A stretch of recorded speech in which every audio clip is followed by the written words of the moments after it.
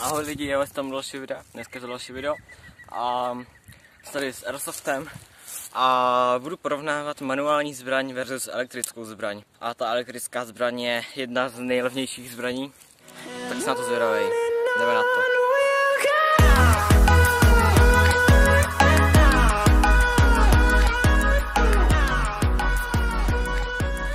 Takže elektrická zbraň je Colt, pokud jste neviděli moje video, tak se podívejte, jak vám ukazuju Colta a tak dále. Takže elektrický Colt je celkem nový, nikdy jsem ještě s ním nikde nebyl, na žádný akci, tak se na to zvědavej. Pak tu máme manuální zbraň, celokovovou, i s tlumičem, ale tlumič tam asi dávat nebudu. Takže celokovová manuální zbraň, že se pořád musí natahovat a pak vystřelit. Tak jsem zvědavej. Tak nejdřív si porovnáme střelbu do tohohle. Tam byly takový něco sladkého a je to prostě takový to, jak se dá jednoduše zlomit, tak jdem zkusit střelbu s tutím. Tak jo, a jdeme na to.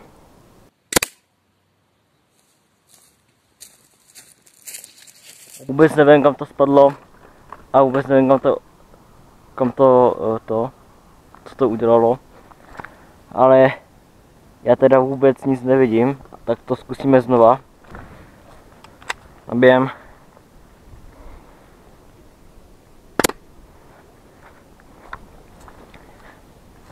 Vidíte, skoro nic to nedělá. Tak zkusíme elektrickou teďka.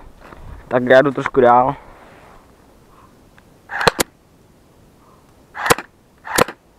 Tohle se rozbilo. A asi jenom jsem nestřel, pak ještě tady. To je taky rozbitý. No, takže tohle to aspoň něco udělalo. OK, teďka brýle. To je klasický, už mám docela zničený a já ty brýle stejně nepoužívám, takže jdeme na to. Jestli se trefím. Na první pokus. A manuální vůbec nic neudělala. Tak jdeme elektrickou. Takže jdeme na to.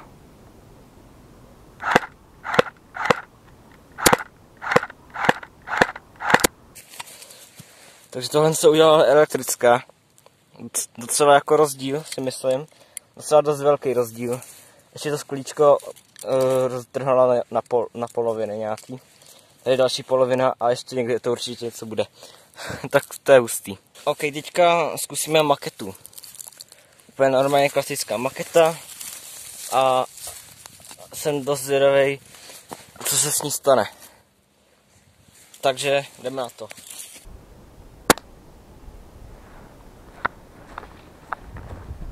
Jo, dobrý, nic to neudělalo. Jak nečekané, teďka elektrická.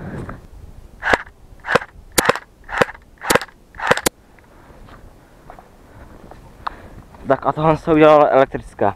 Tady vidíme prasklinku. Nevím teda, jestli to vidíte i tady. Prasklinka. Takže tohle se udělala elektrická. A poslední, co budu zkoušet, tak je jabko. Manuální a jdeme na to.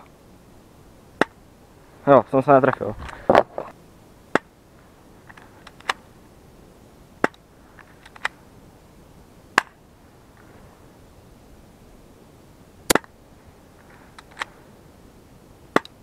No, jednou jsem se trefil. Tady jsem se trefil. A jako trošku je tam trochu dírka, ale jenom malinká dírka. Teď zkusíme, úplně to obratíme a zkusíme elektriku. Tak jo, elektrika připravená a jdeme na to. Na první pokus jsem se trefil. Tak, tohle to udělala elektrika. Ale jdeme dál střílet do něj. Zkusíme, co to všechno udělá.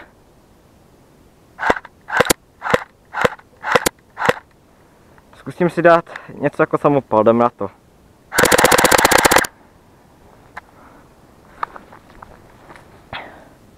Tak to máme celkem slušně, ale opravdu slušně rozstřílený.